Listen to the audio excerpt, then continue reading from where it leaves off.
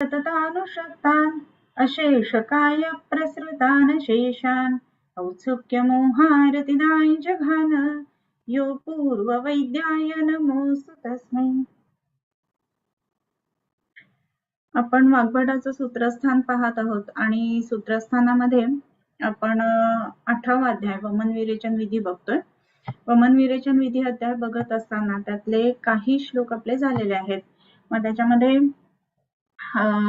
वमन विरेचन ह्या सगळ्या गोष्टींचा विचार करत असताना पहिल्यांदा तिथे आपण वमन कोणकोणत्या द्रव्यांनी द्यायचं, त्याच्यानंतर कशा पद्धतीनं वमन द्यायचं ती पूर्ण प्रोसिजर सुद्धा आपण बघितलेली होती. याच्यानंतरचं जे आहे ना, तर त्याच्यामध्ये आता आपण या संदर्भामध्ये बघत असताना काय अजून बघतोय, तर आता वमनाची जी परीक्षा किंवा किती प्रमाणामध्ये कसं वमन झालेलं आहे हे सगळं पाहत असताना आपल्याला पुढचे लैंगिकी, वेगिकी आणि मानिकी परीक्षा ह्या आपण पाहणार आहोत. एकच मिनिट हा.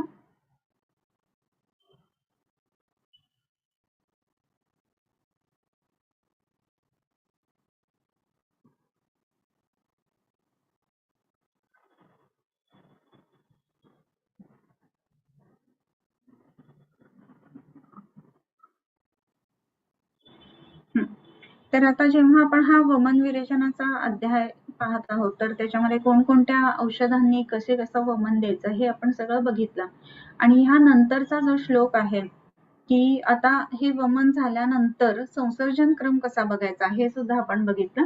त्याच्यामध्ये पेयाम विलेपीम कृतं कृतंच युषम रसम त्रिनुभयम तथैकम क्रमेण सेवेत नरोन्न कालान प्रधान मध्यावर शुद्धी शुद्ध हा.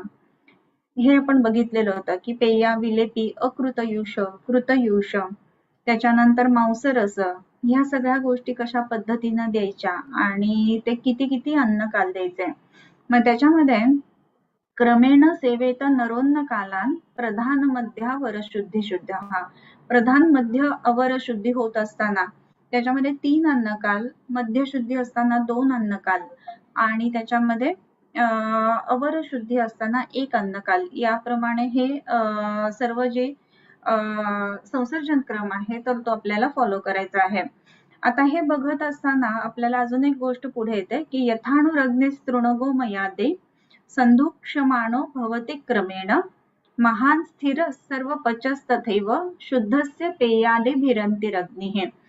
याच्यामध्ये आता आपण जेव्हा बघतो ना तर महत्वाची गोष्ट अशी आहे की संसर्जन क्रम पाळला ना तरच वमन विरेचनाचे जे फायदे आहेत ना ते चांगल्या पद्धतीनं दिसतात. जर कोणी म्हटलं की मी वमन व्यवस्थित केलंय पण मी काय संसर्जन क्रम व्यवस्थित केलेला नाही, तसं जर असेल ना तर संसर्जन क्रमाचे फायदे आपल्याला त्याच्यामध्ये फारसे दिसत नाहीत. आणखीन याच्यामध्ये अजून एक गोष्ट अशी आहे की बाकी सगळ्या गोष्टी नीट केल्या पण संसर्जन क्रम नीट नाही केला तरी सुद्धा वमनाचे फायदे आपल्याला नीट दिसणार नाही. म्हणजे स्नेहन, पहिल्यांदा पाचन हे सगळं पूर्ण व्यवस्थित केलेलं आहे. त्याच्यानंतर पाचन झाल्यानंतर जी काही वमनाची प्रोसिजर आहे ती सुद्धा पूर्ण व्यवस्थित नीट केलेली आहे.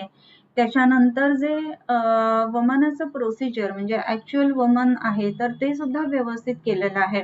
ह्या सगळ्या गोष्टी करून सुद्धा जर का आपल्याला असं दिसतं की अरे वमनामुळे एवढं केलं तर त्याचा फायदा नाही दिसत आहे, तर हा प्रश्न आपण विचारणं खूप गरजेचं राहतं की वमन झाल्यानंतरचा संसर्जन क्रम तुम्ही व्यवस्थित केला होता का नव्हता केलेला, ही गोष्ट खूप महत्वाची राहते. आणि म्हणूनच संसर्जन क्रमाला खूपच महत्व आहे. आणि म्हणून यथानुरग्निस तृणगो मयादे संधुक्षमाणो भवति क्रमेण महान स्थिर सर्व पचस्तथैव शुद्धस्य पेयादि भिरंतिरग्निः. याच्यानंतर आता वेगिकी, मानिकी या परीक्षा आपण बघणार आहोत.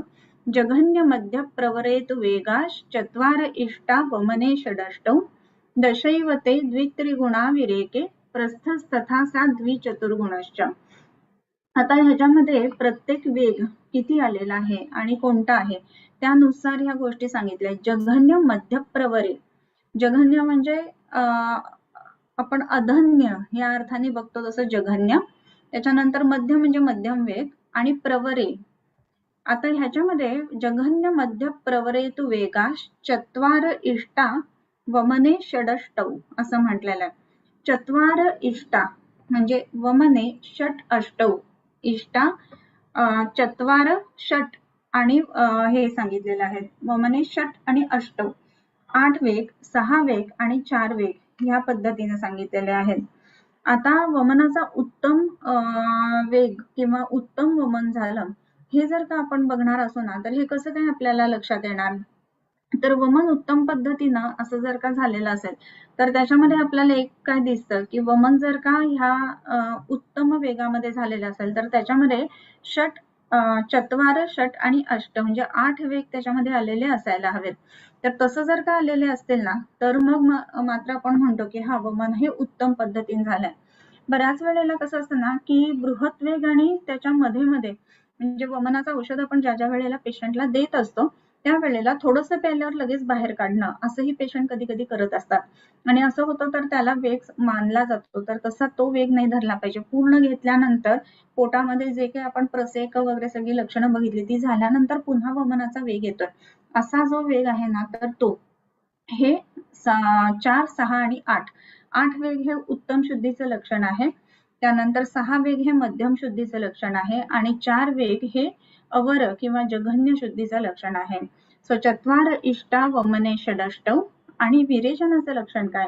दशैव ते द्वित्रिगुणा विरेके असं म्हटले. दश एव ते द्वित्रिगुणाः दश एव म्हणजे जघन्य दश म्हणजे विरेचनासाठी 10 वेग येणं हे जघन्य म्हणजे कमी पद्धतीचं शोधन झालेलं आहे हे दाखवतं.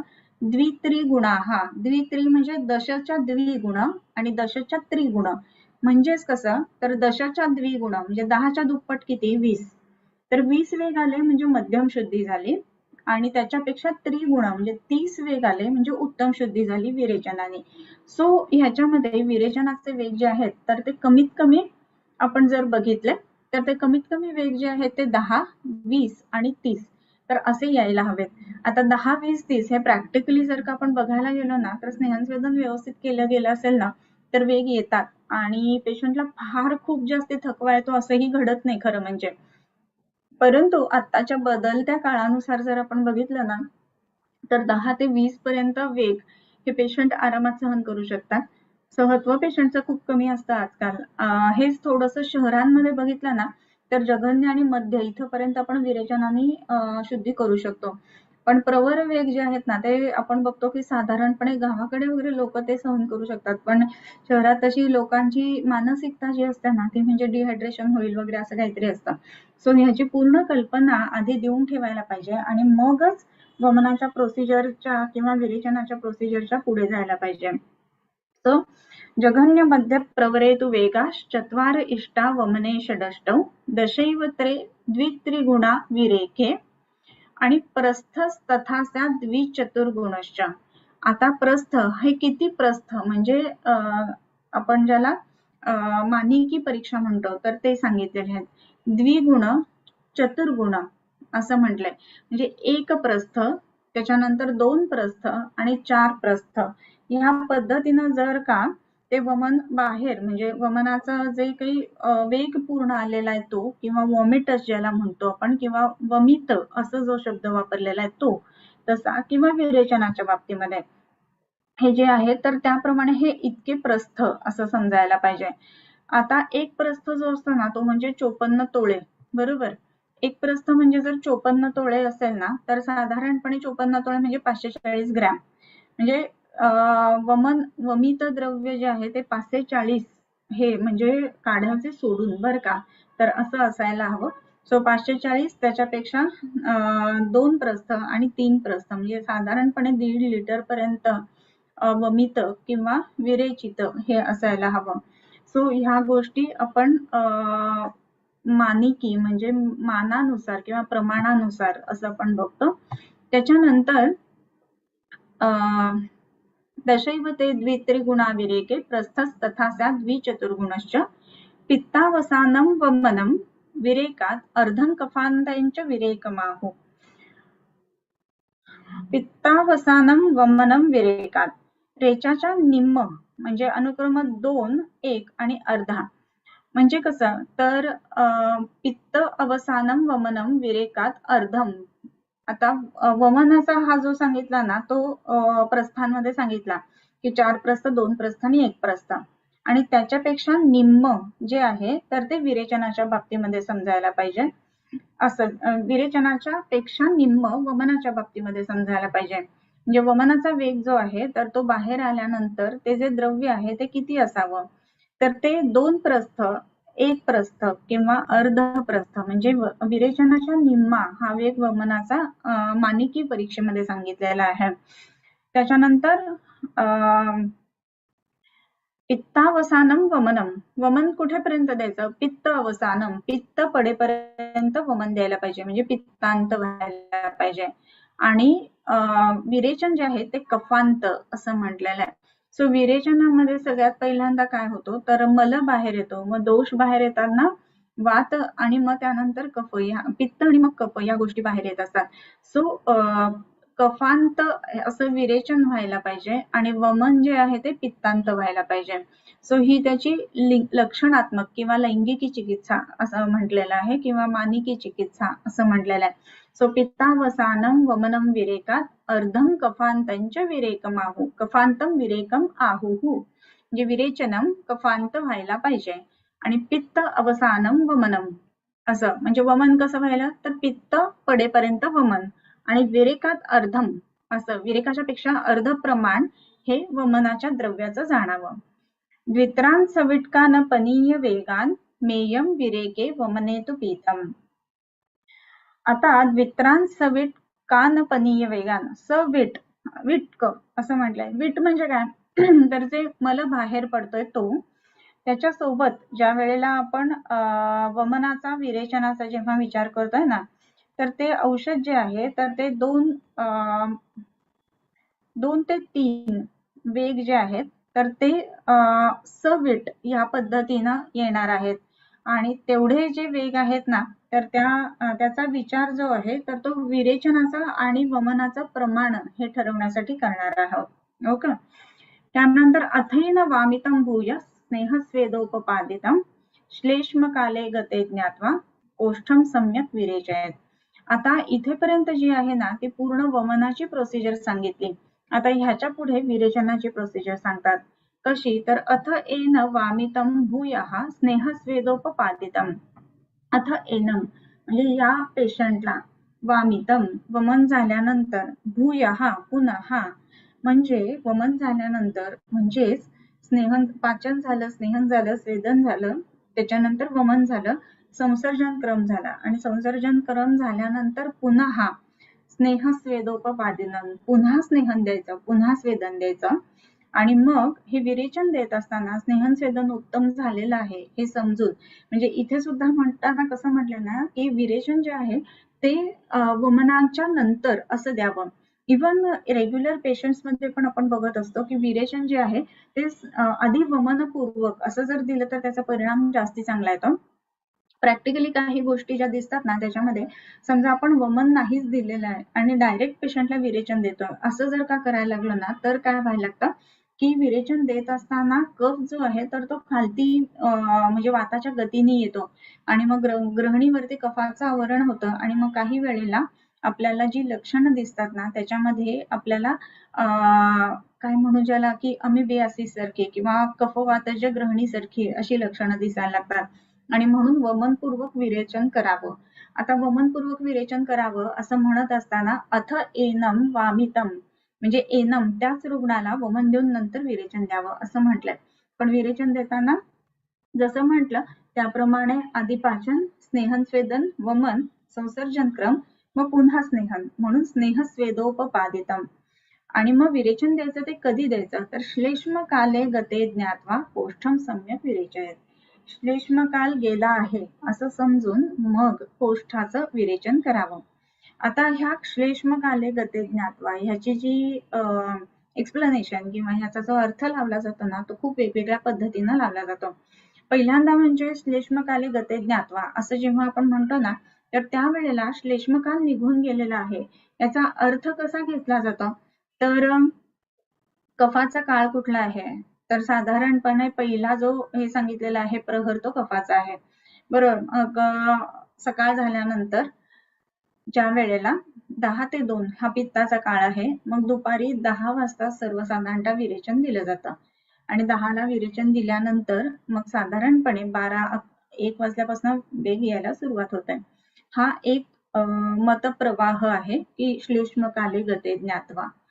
दुसरा एक मतप्रवाह जो आहे ना, त्याच्यामध्ये श्लेष्मकाल निघून गेल्यानंतर असं जेव्हा आपण म्हणतो ना, तर त्यावेळेला एक महत्वाची गोष्ट अशी आहे की श्लेष्मकाल निघून गेल्यानंतर ह्याचा अर्थ शरीरातला श्लेष्मकाल निघून गेल्यानंतर म्हणजेच वमनपूर्वक विरेचन आपण करतोय, बरोबर. शरीरातला श्लेष्मकाल म्हणजे काल म्हणजे अवस्था, या अर्थाने शरीरातली कफाची अवस्था निघून गेल्यानंतर विरेचन द्यावं. मग आता इथे विरेचन देत असताना श्लेष्मकाल गेल्यानंतर द्यावं असं जेव्हा म्हटलेलं आहे, तर वमनपूर्वक म्हणजे शरीरातला श्लेष्मकाल गेल्यानंतर या पद्धतीने वमन द्यावं. अजून एक गोष्ट प्रॅक्टिकली जी आपण बघतो ना, तर ती रात्री झोपताना विरेचनाची गोळी किंवा विरेचनाचं औषध देणं असं केलं जातं. बऱ्याच वेळेला अभयादी मोदक किंवा इच्छाभेदी किंवा नाराज रस ह्या सगळ्या ज्या काही गोष्टी आहेत ना, त्या रात्री झोपताना घ्यायचं सांगितलं जातं. पण एक माझा स्वतःचा म्हणजे पेशंटच्या बाबतीतला असा अनुभव आहे की ज्या वेळेला आपण पेशंटला असं सांगतो ना की रात्री झोपताना घ्या, तर साधारण एक 10-11च्या दरम्यान औषध घेतलं जातं आणि मग 4 तासांनी त्याचा परिणाम आपल्याला दिसायला लागतो. मग पेशंटला 2-2:30 ला जाग येते पोटामध्ये गुडगुडून आणि मग पेशंट म्हणायला लागतो की अरे मला जाग आली, झोप नाही झाली आणि मग थकवा आला वगैरे. तर श्लेष्मकाले गते ज्ञात्वा असं म्हणत असताना आपण एक लक्षात घ्यायला पाहिजे की जर रात्री विरेचन दिलं ना, तर सकाळी 2-2:30 वाजल्यापासून जर उठून पेशंटला जायला लागलं रात्रभर, तर त्याचा थकवा ही गोष्ट एक महत्वाची कन्सर्न राहते. आणि रात्री समजा अयोग झाला, अतियोग झाला असं जर का काही व्हायला लागलं ना, तर ते योग्य नव्हे. म्हणून मग आपण काय करावं, तर पहाटे उठल्यानंतर पेशंटला म्हणजे वाताचा काल जो आहे ना, तो निघून गेल्यानंतर कफाच्या काल निघून गेल्यानंतर म्हणजे साधारणपणे 10 वाजता वगैरे ही वमन विरेचनाचं औषध हे द्यावं. काही वेळेला जर का दुपारनंतर काही पित्त प्रकृतीचे जे पेशंट्स असतात, तर अशांमध्ये या कालामध्ये जर विरेचन दिलं गेलं ना, तर एक असा अनुभव आहे की वेग जास्त प्रमाणामध्ये येतात आणि म्हणून उठल्यानंतर त्वरित म्हणजे साधारणपणे एक पहाटेच्या वेळेला म्हणजे रात्रीचा पहिला प्रहर हा कफाचा आहे, दुसरा प्रहर हा पित्ताचा आहे आणि तिसरा प्रहर हा वाताचा आहे. आणि त्याच्याच आधी म्हणजे तिसऱ्या प्रहराच्या आधी म्हणजे साधारणपणे एक 3:30-4 वाजता वगैरे जर विरेचनाचं औषध दिलं ना, तर पेशंटला साधारण 7-7:30 ला वेग चालू होतात आणि मग 10 पर्यंत वेग होतात आणि पूर्ण दिवसभर मग विश्रांती होते आणि मग पेशंट जो आहे तर तो रिलॅक्स पण होतो आणि त्याची ताकद सुद्धा आपल्याला पुरते असं पेशंट सांगतो. सो या पद्धतीने सुद्धा विरेचन दिलं जातं. सो विरेचन देण्याचे त्या वैद्यांचे त्या एरिया वाईज म्हणजे ज्या वेळेला आपण वृक्ष प्रदेशात आहोत किंवा आपण ज्या वेळेला मॉइस्ट किंवा मिस्ट प्रदेशात आहोत, तर अशा वेळेला हे विरेचनाचे काल थोडेफार आपल्याला त्या अनुषंगाने बदललेले आहेत असं दिसतं. सो श्लेष्मकाले गते ज्ञात्वा कोष्ठम सम्यक विरेचयेत. आता विरेचन देत असताना कशाने द्यावं हे पुढे सांगतात. बहुपुत्र मृदुकोष्ठ क्षीरेणापि विरेच्यते प्रभूत मारुत क्रूर कृच्छ्रात् श्यामादिकैरपि. कषाय मधुरे पित्ते विरेक कटुकः कफे स्निग्धोष्णालवणैर्वायौ अप्रवृत्तौ तु पाययेत. आता हे कोष्ठ निदान म्हणजे कोष्ठ कोणत्या प्रकारचं आहे हे बघण्यासाठी सुद्धा बऱ्याच वेळेला आपण बघतो की या पद्धतीनं सांगितलं जातं की मृदुकोष्ठ जे आहे ते क्षीरेणापि विरेच्यते. मग आता हे कोष्ठ कसं आहे हे आधी आपल्याला जाणून घ्यायचं आहे आणि म्हणून बहुपित्त मृदू कोष्ठ म्हणजे बहुपित्तामुळे म्हणजे पित्त उद्रिक्त अवस्थेत असताना असं म्हणण्यापेक्षा पित्ताची प्रकृती असताना ते पित्त कोष्ठ कसं आहे तर बहुपित्त कोष्ठ आहे. आणि मग या बहुपित्त कोष्ठ जे असतं ना ते कसं असतं तर मृदू असतं आणि हे मृदू जे कोष्ठ आहे ना तर ते काय होतं तर क्षीरेणापि विरेच्यते. क्षीराने सुद्धा म्हणजे दुधाने सुद्धा त्याचं विरेचन होतं. आता मग पेशंटला आपण विचारू शकतो की दूध वगैरे घेतल्यानंतर तुम्हाला एरवी नेहमी विरेचन होतं का? मग पेशंट सांगतात की हो होतं. तर मग आपण समजू शकतो की हे विरेचन विशेष करून जे काही आहे ते पित्ताचं कोष्ठ आहे. मग त्यानुसार आपण औषधे देणार. त्याच्यानंतर बहुपित्त मृदुकोष्ठ क्षीरेणापि विरेचते आणि प्रभूत मारुत क्रूर कृच्छ्रात् श्यामादिकैरपि. प्रभूत मारुत म्हणजे विशेष करून वाताचं जे कोष्ठ आहे, म्हणजे वात प्रकृती पेशंटचं कोष्ठ आहे, तर ते कसं आहे तर क्रूर कोष्ठ आहे आणि ते कृच्छ्रात श्यामादिकैरपी, श्यामा म्हणजे काळ निशोत्तर, तर हे श्यामादी म्हणजे निशोत्तरादी द्रव्य, मग जी मध्यम विरेचन किंवा जी अनुलोमन द्रव्य आहे, हरितकी आहे, फलत्रिक आहे, या पद्धतीची जी द्रव्य आहेत ना, तर त्यांनी सुद्धा सहज विरेचन नाही होत. असं जे कोष्ठ असतं ते कोणतं कोष्ठ, तर हे क्रूर कोष्ठ की जे वाताच्या प्राबल्यामुळे होता. सो 3 प्रकारचे 4 प्रकारचे कोष्ठ सांगितलेत ब्रदर. पहिलं म्हणजे मृदू, त्याबद्दल आपण बोललो की ते क्षीरेणापी विरेच्यते. दुसरं जे आहे ते क्रूर कोष्ठ की वाताच्या प्राबल्यामुळे आहे आणि कृच्छ्रात श्यामादिकैरपी. मग उरलेली 2 कोष्ठ कुठले आहेत तर मध्य आणि मध्य, 2 मध्य आलेले आहेत. तर एक मध्य कोष्ठ म्हणजे कफाचं मध्य कोष्ठ की त्याच्यामध्ये श्यामा म्हणजे त्रिवृत, काळ निशोत्तर किंवा पांढरं निशोत्तर किंवा फलत्रिक किंवा आमलकी ह्या सगळ्या गोष्टी दिल्यानंतर काही प्रमाणामध्ये विरेचन होतं, तर हे मध्य कोष्ठ झालं. दूध प्यायला प्यायला लगेच विरेचन होतं, हे मृदू कोष्ठ झालं. तर त्या पद्धतीनं हे कफाचं जे मध्य कोष्ठ आहे आणि दुसरं जे मध्य कोष्ठ आहे ना ते म्हणजे समप्रकृतीचं मध्य कोष्ठ आणि त्याचं बिहेवियर म्हणजे त्या कोष्ठाचं बिहेवियर आहे ना ते सुद्धा मध्याप्रमाणेच आहे. म्हणजेच कसं की ते हरितकी, आमलकी किंवा फलत्रिक ह्या गोष्टींनी विरेचन त्याच्यामध्ये होतं. सो ह्या दृष्टीने आपण जाणून घ्यायला पाहिजे की कोष्ठ कुठला आहे. मग हे कोष्ठ का जाणून घ्यायचं, तर ह्याच्यामध्ये पुढचा जो श्लोक आलेला आहे ना, प्रभूत मारुत क्रूर कृच्छ्रा श्यामादिकैरपी.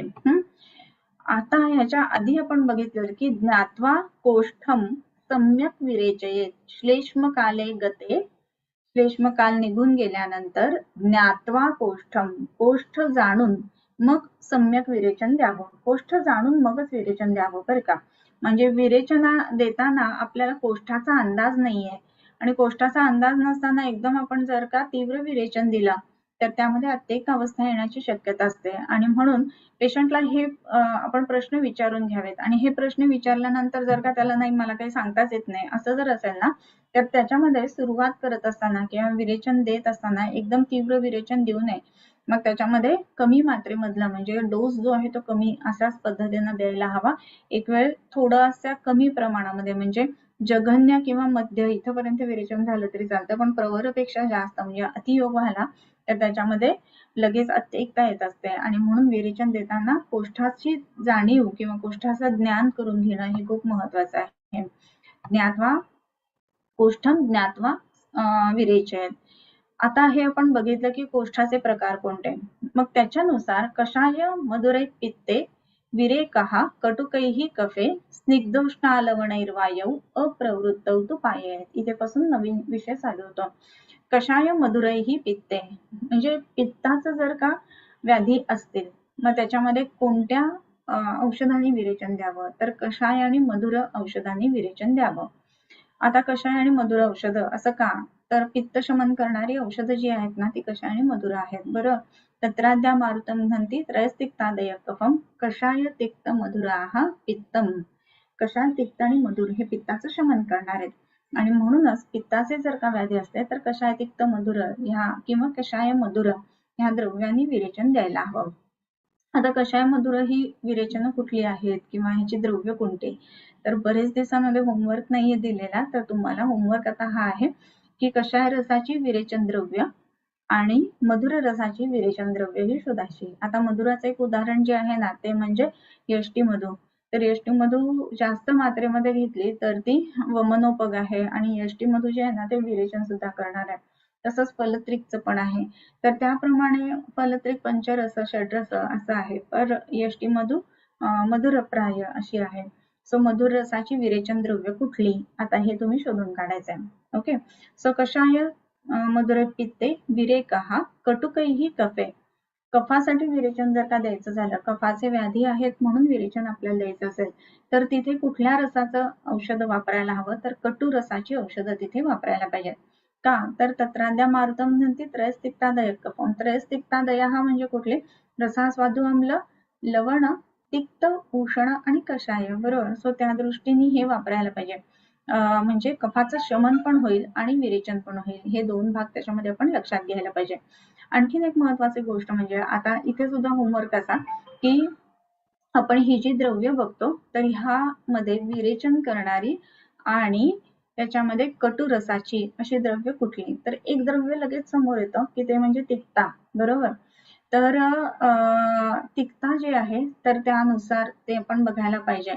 आता दुसरी गोष्ट म्हणजे लमका, हे सुद्धा कटू द्रव्य, कटू म्हणजे तिखट बरं का, या अर्थाने बघायला पाहिजे.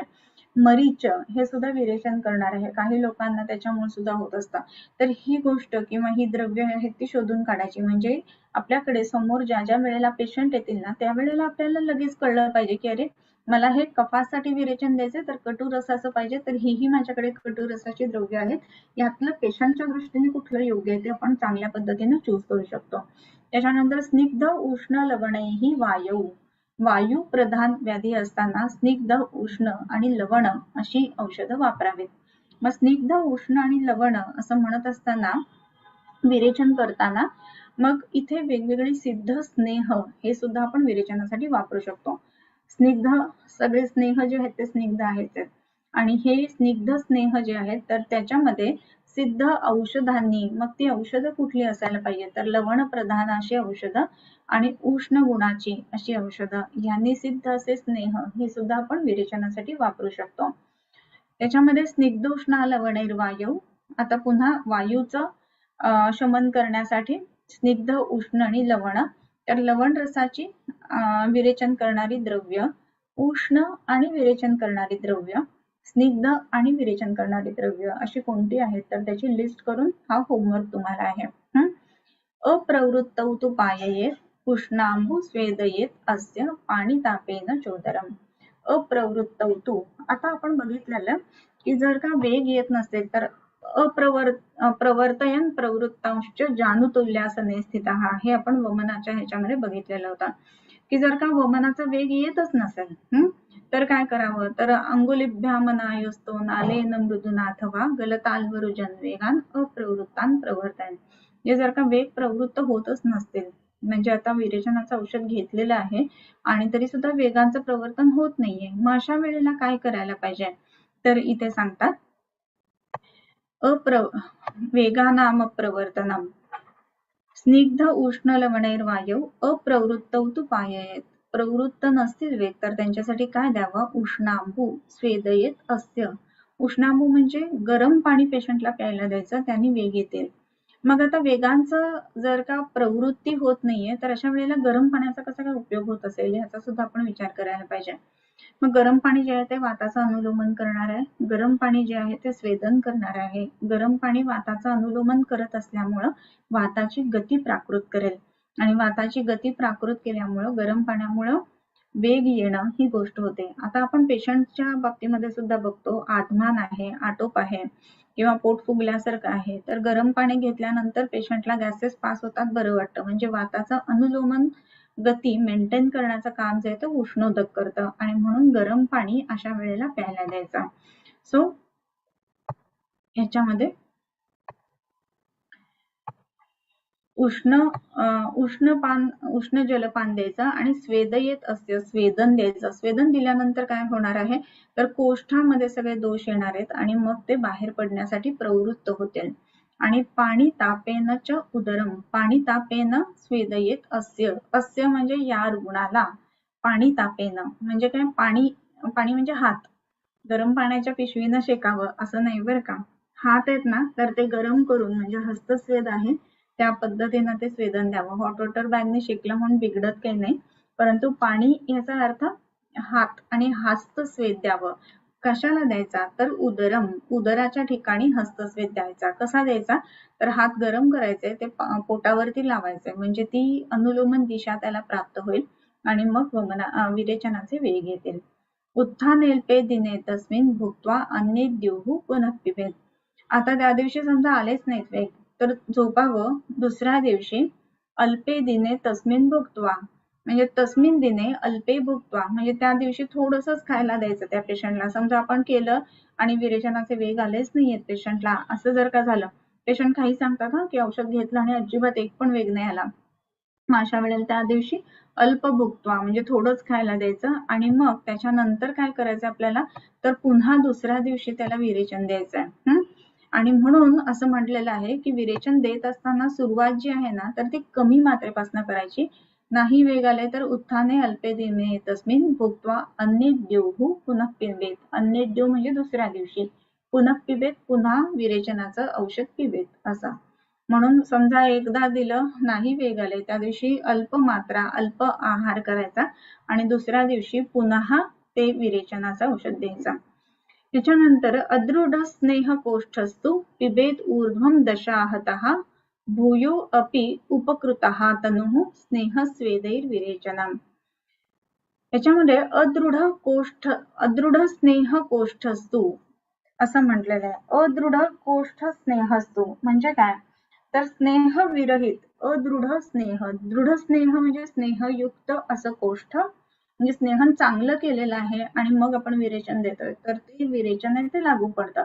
पण अदृढ स्नेह म्हणजे योग्य पद्धतीनं स्नेहन झालंच नाहीये आणि आपण जर का विरेचन दिलं तर काय करायचं तर पिबेत ऊर्ध्वं दशाहतः 10 दिवसांनी पुन्हा एकदा स्नेहपान द्यायचं त्या पेशंटला आणि भूयो अपि उपकृतः तनुः म्हणजे काय तर ह्या पद्धतीनं 10 दिवसांनी पुन्हा एकदा उत्तम पद्धतीनं स्नेहन देऊन स्वेदन देऊन आणि मग तनु म्हणजे शरीर उपकृत म्हणजे ह्यांनी संस्कारित करून स्नेह स्वेदैही उपकृतः तनुः असं येतंय. म्हणजे स्नेहन स्वेदन या गोष्टींनी संस्कार करायचे त्या शरीरावरती आणि मग पुन्हा काय द्यायचं स्वेदैही विरेचनम पुन्हा एकदा विरेचन द्यायचं. म्हणजे आता इथे दोन त्यांनी वेगवेगळ्या कंडिशन्स आपल्याला सांगितल्या. म्हणजे समजा आपण स्नेहस्वेदन चालू केलेलं आहे आणि औषध विरेचनाचं आपण त्याला दिलं आणि औषध विरेचनाचं दिल्यानंतर पेशंटला वेगच आले नाही.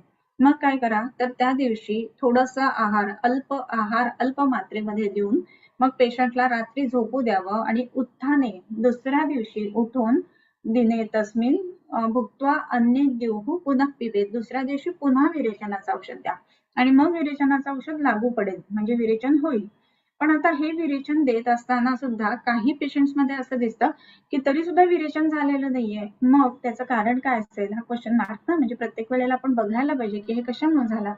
मग त्यामध्ये अदृढ स्नेह कोष्ठ असतो त्याचं एकच उत्तर असतं की त्याच्यामध्ये स्नेहन चांगलं झालेलं नाहीये म्हणून अदृढ स्नेह कोष्ठ असतो. अदृढ स्नेह म्हणजे तिथे स्नेह योग्य पद्धतीनं स्नेहन झालेलंच नाहीये कोष्ठामध्ये असं जर झालं असेल तर 10 दिवस मग आता सोडून द्या. परत रोज विरेचन नाही द्यायचंय. बरेच पेशंट्सना ह्याच्यावर एक वेगळा मुद्दा आला म्हणून सांगते. बरेच पेशंटना सवय असते बरं का दर 2-3 दिवसांनी घशात बोटं काढायचे आणि पित्त काढून टाकतो म्हणायचं. तर हे वमन नाहीये. तसं दर आठवड्याने किंवा दररोज वय झाल्यानंतर एखादं विरेचनाचं औषध घ्यायचं. इतकं काय तर पेशंट इव्हन इच्छाभेदी सुद्धा स्वतःहून घेत असतात तर ही गोष्ट चुकीची आहे. याला विरेचन नाही म्हणत. विरेचन म्हणजे काय आहे तर आपल्या शरीरामधल्या मलाच्या सहित पित्त बाहेर पडणं याला पित्त विरेचन किंवा विरेचन असं म्हटलंय. नुसतंच घशातले स्राव जे आहेत ते बाहेर काढून टाकणं याला वमन नाही म्हटलंय. औषध पोटामध्ये गेल्यानंतर संपूर्ण शरीरामधले शाखांमध्ये असणारे जे दोष आहेत ते कोष्ठामध्ये येऊन ते कोष्ठातनं बाहेर काढून टाकणं ह्याला वमन म्हटलंय.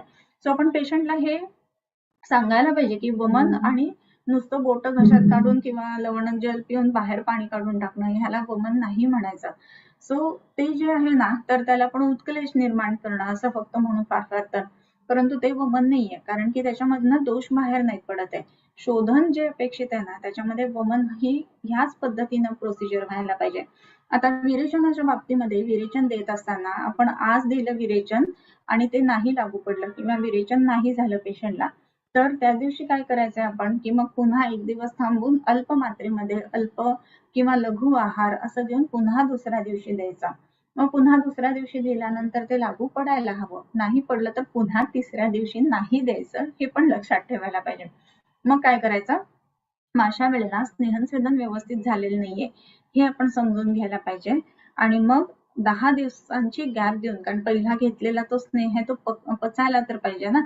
मग 10 दिवसांची गॅप द्यायची आणि मग पुन्हा एकदा स्नेह स्वेदोपपादितम असं करायचं. पुन्हा स्नेहस्वेदन द्यायचं आणि अशी स्नेहस्वेदन केलेली जी तनू म्हणजे जे शरीर आहे तर त्याला काय करायला हवं मग नंतर पुन्हा एकदा विरेचन द्यायचं. अदृढ स्नेह कोष्ठस्तु पिबेत ऊर्ध्वं दशाहतः भूयः अपि उपकृतः तनुः स्नेहस्वेदैः विरेचनम्. अशा पद्धतीनं स्नेहस्वेदन करून मग विरेचन द्यायचा. म्हणजे कसं ना की सगळी आयडियल गोष्ट सांगितलेली आहेच, पण कुठे पिटफॉल्स राहू शकतात, का नाही होऊ शकत, हे सुद्धा या अध्यायामध्ये सांगितलेलं आहे, हे सुद्धा लक्षात घ्यायला पाहिजे. पुढचा एक श्लोक वाचून आपण थांबूया.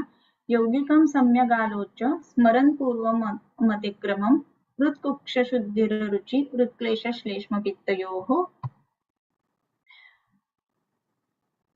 कंडुर्विदाह पिटिका पीनसो वातविग्रहाः अयोगस्लक्षणं योगो वैपरीत्ये यथोदितात् विट्पित्तकफवातेषु निःसृतेषु क्रमात्स्रवेत् निःश्लेष्मपित्तमुदकं श्वेतं कृष्णं सलोहितम् मांसधावनतुल्यं वा मेदखण्डाभमेव वा गुदनिस्सरणं तृष्णा भ्रमो नेत्रप्रवेशनम् भवन्त्यति विरिक्तस्य. आता इथे पुढे हा विषय बदलतो आहे म्हणून आपण या ठिकाणी हा श्लोक वाचून थांबतो आहोत. याच्या पुढच्या श्लोकामध्ये काय सांगितलेलं आहे तर योग म्हणजे वमनाचे योग विरेचनाचे योग वेगवेगळे आणि त्याप्रमाणे पुढची लक्षणं त्यांनी सांगितलेली आहेत की अयोग म्हणजे काय, अतियोग म्हणजे काय विरेचनाचं, तर ते आता पुढच्या विषयामध्ये येईल. तर आज इथे आपण हा श्लोक वाचून थांबूया आणि तुम्हाला काही शंका असतील तर चॅट बॉक्सवर विचारू शकता. तुम्ही युट्यूबवर बघत असाल तर युट्यूब वरती सुद्धा तुम्ही चॅट बॉक्समध्ये कमेंटमध्ये विचारू शकता.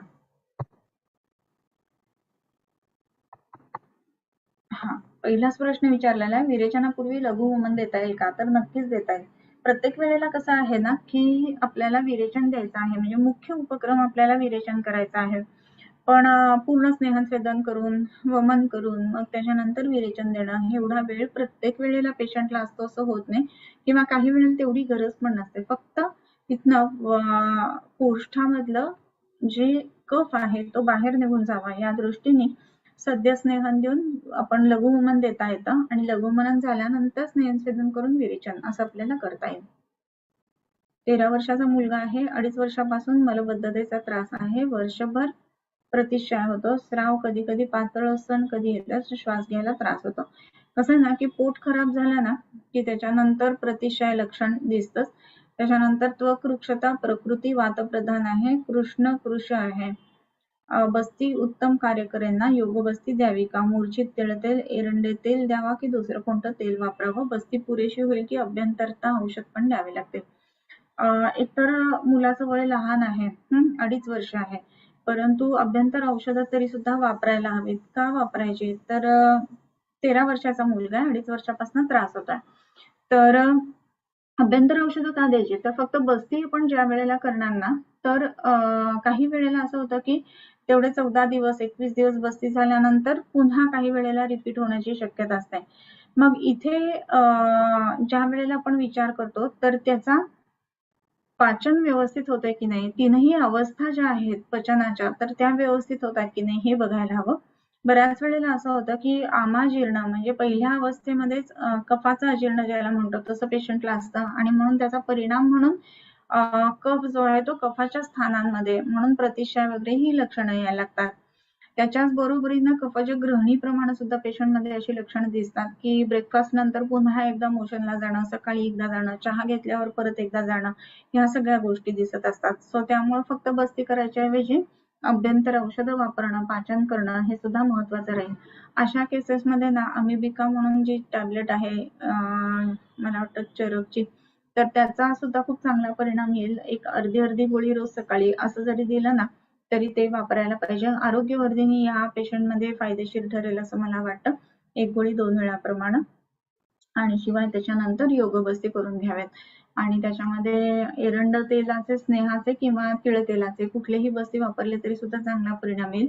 अशा केसेसमध्ये आपण आपल्या दवाखान्यामध्ये विशेष करून शुक्रानिल विबंधेषु आणि सहचर तेल असे स्नेह निरुह ह्या पद्धतीचे बस्ती वापरतो, त्याचा एक चांगला परिणाम दिसतो. सस्नेह बस्ती वापरत असताना काय त्याच्यामुळे होतं की व्यापत फारसे दिसत नाहीत आणि त्याची क्वांटिटी सुद्धा कमी राहते आणि लहान आहे मुलगा तर कमी क्वांटिटीचे बस्ती दिले तरी सुद्धा हरकत नसते. लघु वमन आणि लघु विरेचन का इंडिकेशन क्या होगा? जिन पेशेंट के जॉब के कारण टाइम नहीं दे सकते हैं उनमें लाभ होगा क्या? लघुवमन लघु विरेचन जे आहे ना ते विशेष करून उत्कलेश जास्ती असेल ना तर अशा वेळेला आपल्याला पेशंटमध्ये करता येतं. त्याच्यामध्ये सद्यस्नेह दिल्यानंतर लगेचच दोष उत्क्लिष्ट होतात आणि वमन चांगल्या पद्धतीने होतं. त्याचप्रमाणे लघु विरेचन देताना सुद्धा उत्कृष्ट दोष असतील तर विरेचन पटकन होतं. पण दोष जर का शाखांमध्ये गामित्व आहे किंवा मध्यम मार्गामध्ये आहेत तर मग मात्र इथे लघुवमन लघु विरेचनापेक्षा सुद्धा स्नेहन स्वेदन पाचन पूर्वक जर का वमन विरेचन केलं गेलं तर त्याचा परिणाम जास्त चांगला होतो. काही पेशंट्समध्ये त्वचा विकारांसारखे जे पेशंट्स असतात त्यांच्यामध्ये औषधं सुरू करताना पहिल्यांदा लघुवमन लघु विरेचन करून मग औषधं चालू केली तर त्याचा परिणाम जास्ती चांगला दिसतो. वृक्षतेमुळे अग्निमांद्य क्रूरकोष्ठ असते का? वाताचे जे गुण सांगितलेले आहेत ना तर त्याच्यामध्येच तत्र वृक्षो लघुशीतः असं सांगितलंय. पहिलाच गुण वृक्ष आहे आणि वृक्षतेमुळं जे कोष्ठ आहे तर ते क्रूर कोष्ठ असतं आणि म्हणून वाताचं शमन करणं आणि म्हणून त्याला स्नेहनाची मात्रा जास्त लागते. ओके.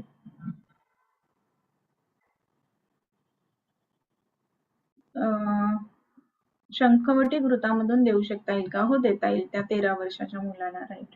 ओके, ठीक आहे. शंका सगळ्या झालेल्या आहेत. मला असं वाटतं की आपण सगळ्यांनी पाठांतर चालू केलेलं असेल. आपल्या 13वा अध्यायाचे संपूर्ण अध्याय जो आहे तर तो सुद्धा अपलोड केलेला आहे. YouTube वरती आहे. तुम्ही गाईडलाईन म्हणून तो वापरू शकता. शिवाय कला शरीर जे आहे ते सुद्धा अपलोड केलेलं आहे. रेग्युलर जर नुसतं ऐकलं ना तरी सुद्धा पाठ होतील. अजून एक महत्वाची गोष्ट म्हणजे हा 13वा अध्याय जो आहे ना तो त्या मानाने लहान आहे. नंबर श्लोकांचा सुद्धा कमी आहे. कमी आहेत श्लोक त्याच्यामध्ये. सो सगळ्यांनी पाठ करा आणि सगळ्यांनी भाग घ्या असं मला वाटतं. थांबूयात. किंबहुना तुमचे केले धर्म कीर्तन हे सिद्धी गेले तेथ माझे जिवरले पायिकपणा आता विश्वात्मके देवे येणे वाग्यज्ञे तोषावे तोषोनी मज द्यावे पसाय दान हे जे खळांची व्यंकटी सांड तया सत्कर्मी रती वाढो दूता परस्परे पडो मैत्र जीवांचे दुरितांचे तिमिर जावो विश्वस्वधर्म सूर्ये पाहो जो जे वांछील तो तेला हो प्राणिजात वर्षत सकळ मंगळी ईश्वर निष्ठांची मांदियाळी अनवरत भूमंडळी पीठ तू भूता चला कल्पतरूंचे आरव चेतना चिंतामणींचे गाव बोलते जे अर्णव पियुषांचे चंद्रमे जे अलांछन मार्तंड जे तापहीन ते सर्वाही सदा सज्जन सोय रे होतू किंबहुना सर्व सुखी पूर्ण होनी तिही लोकी भजिजो आदी पुरुषी अखंडित आणि ग्रंथ उपजविये विशेषी लोकी इये दृष्टा दृष्ट विजय होवा वेजी येथ म्हणे श्री विश्वेश्वरावो हा होईल दान पसाहो येणेवरे ज्ञानदेवो सुखिया झाला येणेवरे ज्ञानदेवो सुखिया झाला येणेवरे ज्ञानदेवो सुखिया झाला.